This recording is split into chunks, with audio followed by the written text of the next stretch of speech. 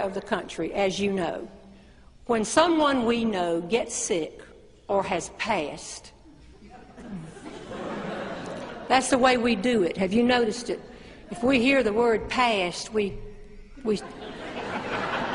and then we go on. I was seated next to a woman on the airplane, and not a month or two ago, she was 70 and going to see her sister. I'd never met her.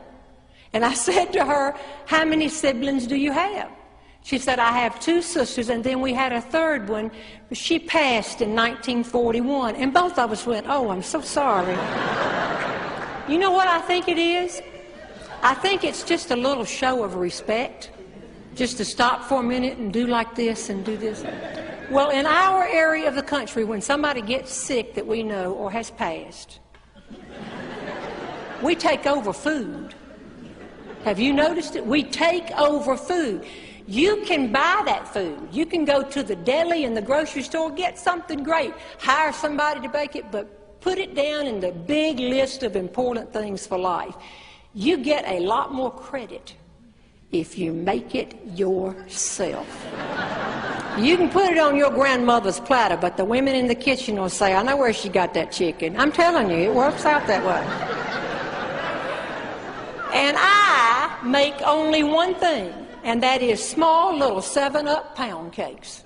I make them by the dozen. I'm out of town, something happens, left brain takes it over. And not long ago, got up one morning and heard that a friend of ours was sick and went to my freezer and my pound cakes were depleted. I did not realize I was out. He said, "I've been taking them to a lot of people been sick." I said, "Well, I didn't know they were gone. I got to get a pound cake made before I leave town. Honey, go to the grocery store and get my ingredients." He said, "I'm trying to get to badminton." I said, "Well, there's just a few ingredients." He said, "I tell you what, I can get there and get it and still get to badminton, but you make sure I can go through that express lane. No problem." We don't go to the grocery store together anymore because I frankly don't care what things cost by the half ounce.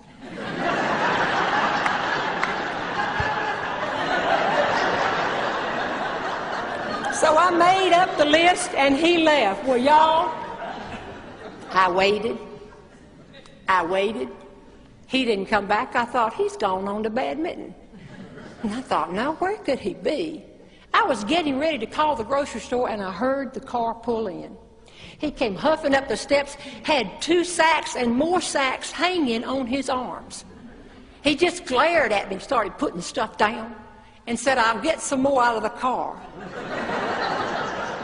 I looked in the first sack, there was a pound of margarine and 2 gigantic bottles of vanilla flavoring. Doling out a half teaspoon at a time, it would take forever to get rid of these 2 gigantic bottles of vanilla flavor. And in the next sack were 3 dozen eggs. I said, they had a special. I'll tell you, they have had a special. I didn't need but 5 eggs, and I just said a dozen. In the next sack was a big old thing of shortening, 2 of them. And in the next sack, 2 more, 12 pounds of lard.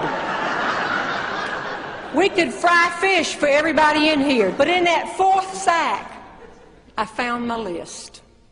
And I'd like to step out of the kitchen just a minute to tell you something. Left Brain is a smart man. He went to Duke University on a basketball scholarship, played basketball for 4 years, and graduated in the same 4 years. Then he went to Carolina and got a master's degree and a doctorate. He has over-degreed himself. But I don't care how many pieces of paper you frame and put on the wall, if you have a left brain, it's going to kick in on you. And it kicked in on him about the 3rd aisle of that grocery store. I'll step back in the kitchen. I found my list, and in my eagerness to make sure that he could get through the express lane, for probably the first time in my life, I numbered the items.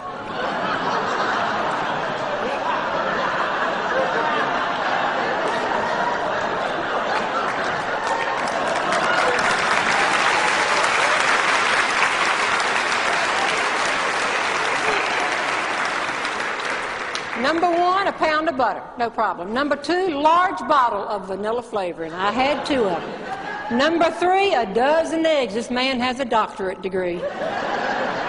Number 4, a big tub thing of lard. I could hear him coming back. I looked down at number 5.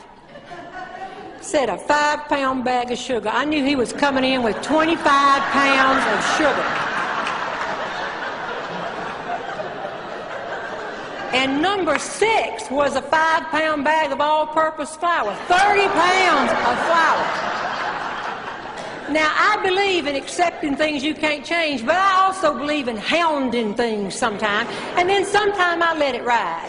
And this time, y'all would have been proud of me. I let it ride. I put that list behind my back. He came in again, plopping down sugar and flour all over, bam, bam, bam, bam, gets it all down there and says, 1 more trip. I went back to my list and looked, and number 7 was a bottle of 7-Up. I don't want that big bottle because if you're going to make 1 cake and you just use it, it'll be stale by the time I get back. I told him I wanted a 6-pack of those medium-sized ones hanging. So I knew he was coming back in with 42 bottles of 7-Up.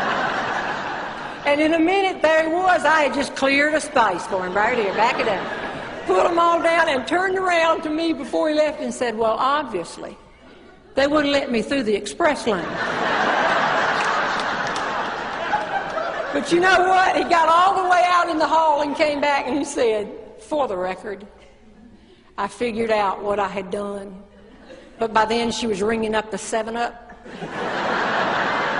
And all these people behind me in line were laughing. And I got to get to badminton.